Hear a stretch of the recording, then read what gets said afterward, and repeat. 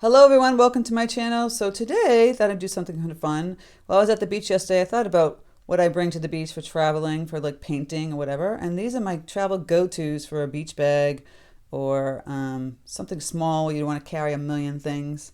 This small book. We're going to be painting this and drawing this. Really simple scene. Um, the travel brushes from Princeton. This aqua lead, a little palette that I have that I use when I travel. Always have to bring my spray bottle. And this foldable water cup and this cute little book from Tumartra. So if you have any questions, leave them in the comment section. All these supplies are basically, I don't know if the folding cup is in there. I'm in my Amazon shop in the description.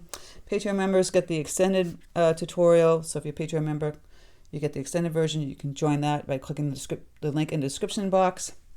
And please, guys, if you love my content, please hit the bell notification button and hit all notifications and don't my tutorials up so you can paint all the great things that I'm trying to teach you.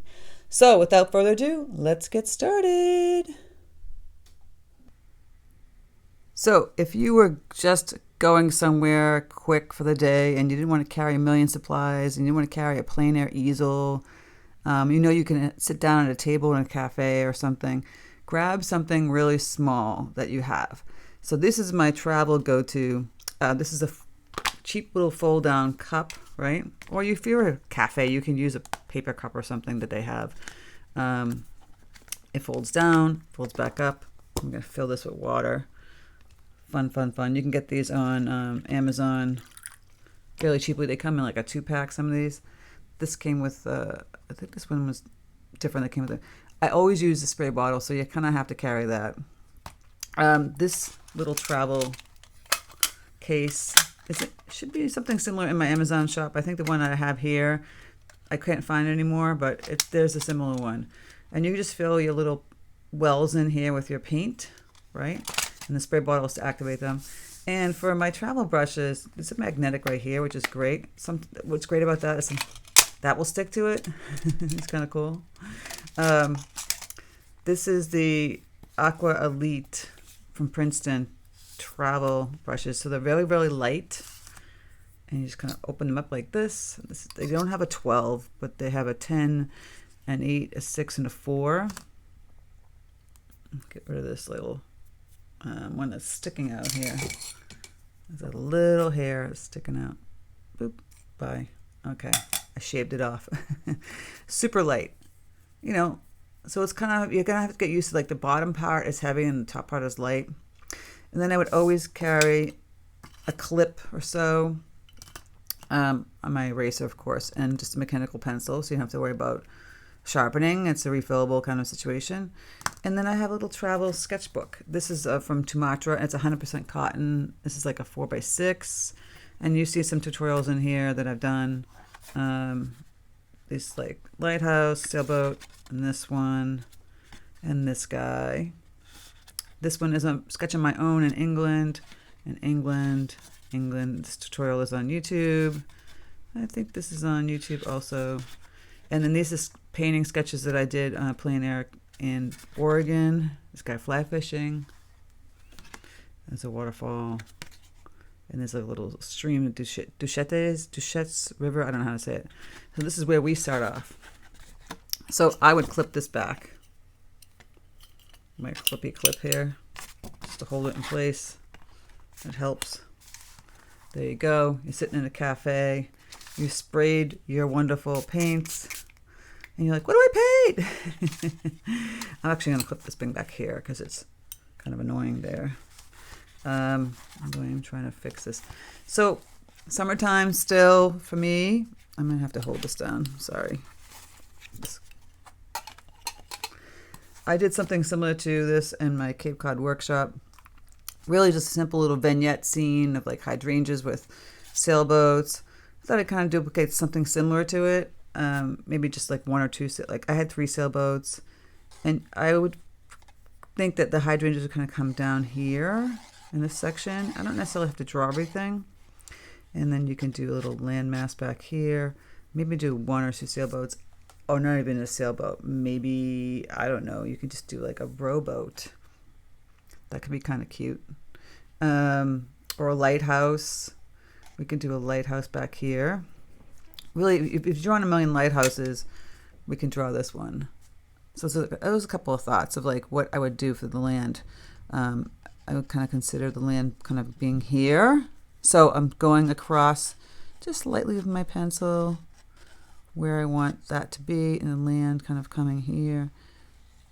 And then I could put a little lighthouse here. So I'll zoom in. Just a line kind of leaning, another one leaning. We got our lighthouse. Curve it. We're just making up a lighthouse. So do another line here. A little top, and then we have like a little window. Really get used to drawing stuff for yourself. There's not going to be a trace on Patreon or anything. I really want people to start to learn how to draw for themselves. So if you picture a lighthouse, you could do the little mini house next to it. I have to imagine in my head which way it would go. Would it be? It wouldn't be like on the side, or would it be on the side? How I would show that? Maybe don't even put that. Maybe just put the lighthouse. It's very difficult when you don't see it. Would it make sense like this? We could put it like that, and put the little window, the little house. Remember, these are non-sequential, like this just made up kind of situation. So, and then just really tiny in the background. And this is our trees. I'm gonna lightly erase some of that. And you can put a sailboat. So the mast, a sailboat. Maybe these ones don't have sails. Just kind of hanging out in the harbor. Here. A little one back here. So for the hydrangea part, I just picture balls kind of coming here. Right, and I'm lightly drawing them. I'll erase that swooping line.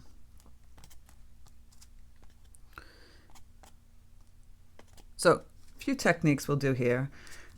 This paper has a kind of a soft tooth, not a really rough tooth, so it's kind of difficult to get that glistening dry brush look that you see for like shining sea, but we'll attempt it. Right now, take a picture if you want to, boom, of the lighthouse. But really, a line kind of like leaning like this. Another one right here. Separate the two. And just like a mini house. You guys can draw a mini house. And then sailboats are pretty easy, I think. So I'm going to use basically this 10. It's big enough for me and does a nice point on it. And it's aqua lead, so it's a little stiffer. And I will use ultramarine blue deep right here. See, look at the little aluminum here. And it's Prussian blue, I think, right? Yes. I mix the two together for the water. And I tap it on a paper towel. And now it's a little bright. I might add a little bit of Payne's Gray to dull it down a little bit. New England water is not bright. And it's a little dark. Tap that down.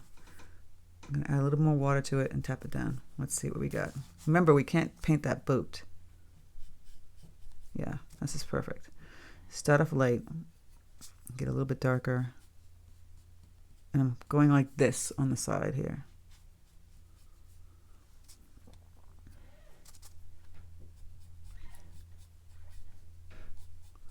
So it's glistening, the sun. In the sailboat.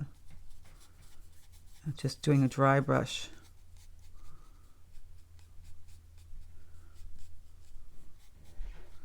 We can get a little bit darker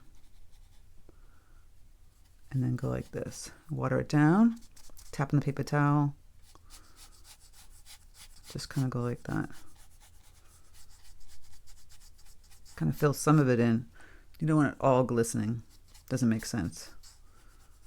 Right?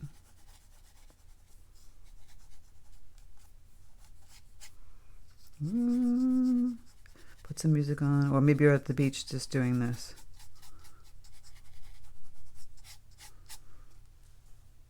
So I get more glistening happening up here. And that's how I'll keep it. I might, if you want to make sure the boats are white, you might carefully kind of put the paint in between the boats with your brush. This is a pretty stiff brush. And around in the back. See what I'm doing here? I'm kind of going around my boats. It's such a small surface area.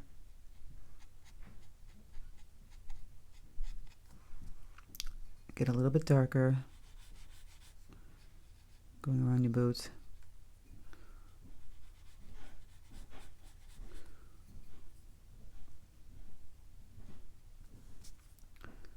See, just getting a little bit darker so you can see the white of the boat.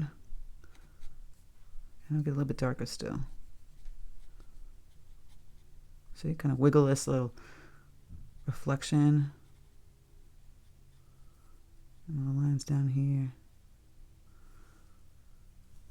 And then I'm getting a little bit darker on the right side so you can see. I gotta highlight that boat. You can't see the boat. Now you can kind of see it. Just taking my time. La la la la. And I'll get a little darker back here too. Just kind of fill in some of this. It's a little too light. We can go back in and check it out later, but that works fairly well. Now you can see the boats. There's the mast. Just put a little line down like that. Now, normally I don't always say start with the water. I just decided to do that. I also have like a little napkin close by. It's always nice. Now, those are two colors that I might keep later, but I don't want the sky to be that color. I do want it to just be ultramarine blue deep. Now, I have to remove the clip for this part and kind of hold my book, right? Like this. Now, wet on wet skies are easier to do than wet on dry, so let's just do a little bit of that. But you have to make sure you're painting the water around the lighthouse so you don't paint right through it because you want to keep the lighthouse white. See, just taking your brush, grabbing some water, putting that water all around except the house. Ooh, messed up that one. And here. So then when the water goes, when the paint goes in, it goes everywhere but except the house. So ultramarine blue deep, just a little bit, and I'll kind of wipe, leave some space in between. Now it's not going to work the same as you would have like an Arch paper or a Fabriano paper, but we can manipulate it a little bit. See? It won't bleed down the same. You can try and bleed a little bit. And I'm grabbing my brush and I'm just kind of moving the paint downward here. You want to kind of go around that lighthouse so it's, you know, you can see that it's a white lighthouse. And the little building here. I'm going to get a little bit darker up top. Perspective of skies is that darker on top and lighter on the bottom. If you want to have a little cloudy sky, you can do that, but we're going to have a nice bright day. So I'm going to remove a little bit of paint down here so it's lighter on the bottom. The sky. But you still see that it's blue. Pretty, isn't it? There's a little pigment, too much pigment happening in that one section. I'm just going to go back in a little bit, add a little bit more. Okay, that's it. Don't want to get too crazy, right? I don't want to spend all day doing that. Now we're going to have to let that settle. We can't put the clip on it until that's dry. While that's drying, we could put the background in a little bit. We're going to do some greens. I always use cadmium yellow deep. And I use Prussian blue a lot. It makes a perfect green. Look at that nice bright green. We could do a nice little wash of this color happening back here. Just a simple wash of the green. because this lighthouse isn't on a rock, it's on green. Especially the one we see in Falmouth. This Muscova light, it's a road and it's greenery. I'll just get that simple green wash right in there. All right, and now for the hydrangeas. I'm going to keep that. If you want to add a little deep dark color here and there, grab the Prussian blue right in the tip. See, now it's going to get darker. I add a little burnt umber. I can kind of blend a little bit of this green in here. I like how it's bright. We can kind of dibble dabble some greens that are darker also. Just bleeding wet on wet. It gives it some nuance, some depth. It's not just this one wash of like green. Putting a little bit more on that side. Get a little bit thicker too. My paint.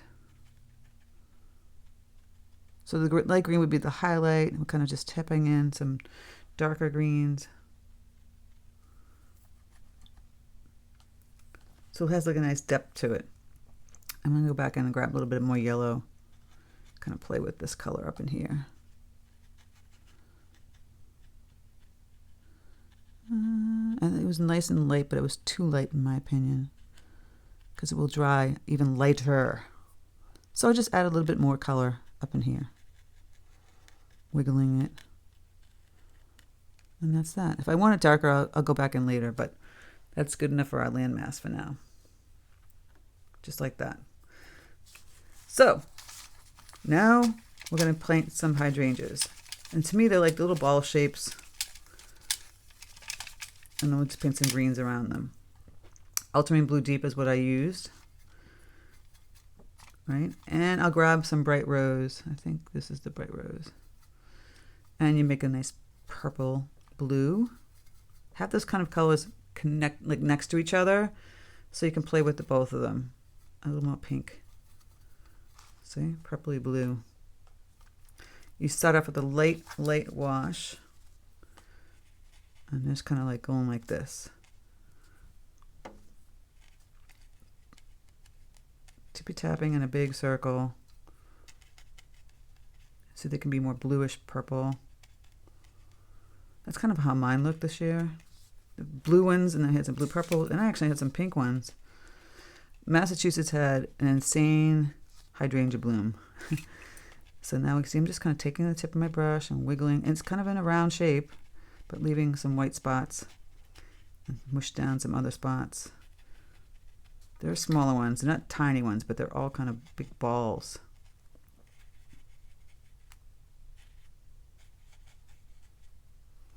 See that?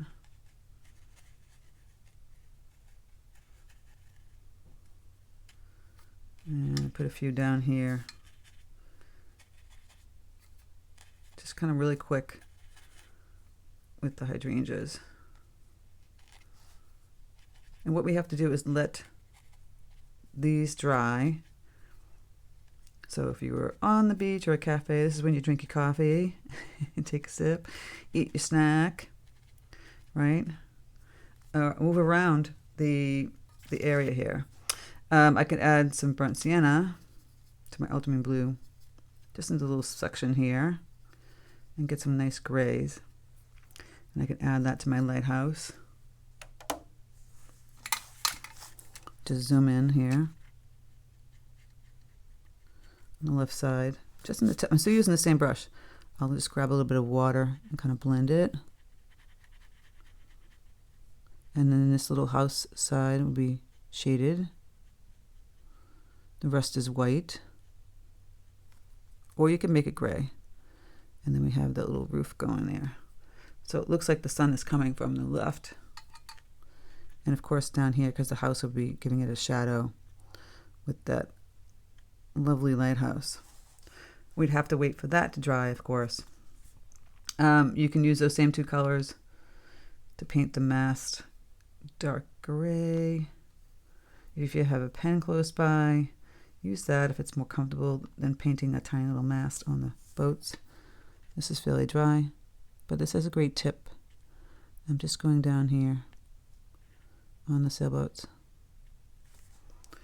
Just a little line. You can kind of connect it a little bit and add a little bit of color, like on here, just to kind of outline it a little bit. You want to put a little dot for the sail window, if it's like a sleeping sailboat. And a little line, maybe it's in the water, see? A little line, boom, connecting. Oh, we'll have to wait till that dries. So we're kind of waiting for a lot of things to dry. I'm going to turn the other side of my palette over and use this. I have a whole big well area.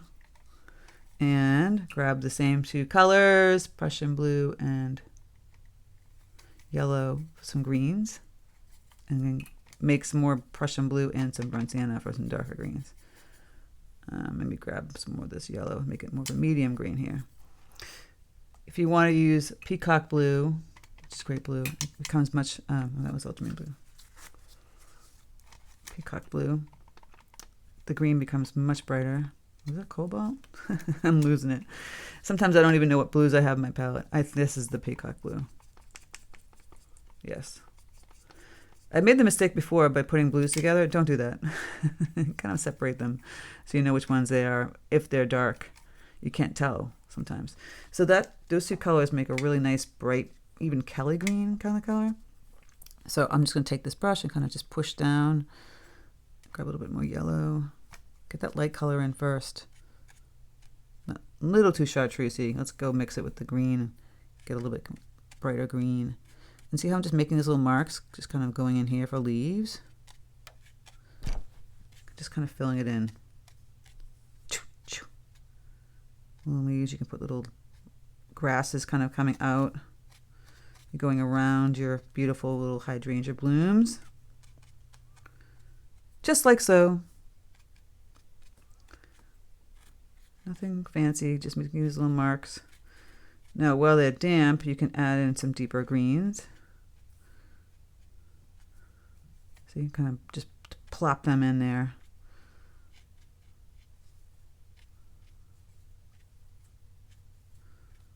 Just kind of go like that. It's nice to blend it and bleed it when it's damp. We're going to go back in and at the end for like the finale and add some green leaves and stuff like that. But it's nice to blend in a little bit at this point too. Then we can get some leaves out here that are darker, just pushing down, going over little boats and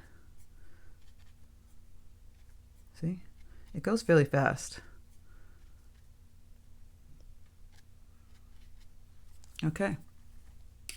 Okay, so then we just grab our two colors, ultramarine blue deep and burnt sienna, make that deeper gray, and you're going to fill in the roof of the house. I'm still using this number 10 brush in the windows. Just push down on the side of the tip. Those little dark windows. See, I'm still using the tip. Just push down on the side like that. One window, two window. And then I'll use the tip again and like basically drawing with the paintbrush. It might not be perfect. Go up here a little bit. Up top and then do the tippy top.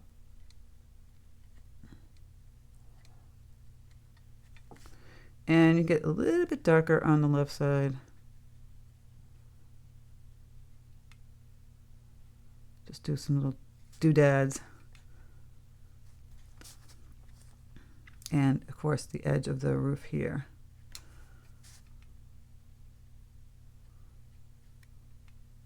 Sun's hitting this side.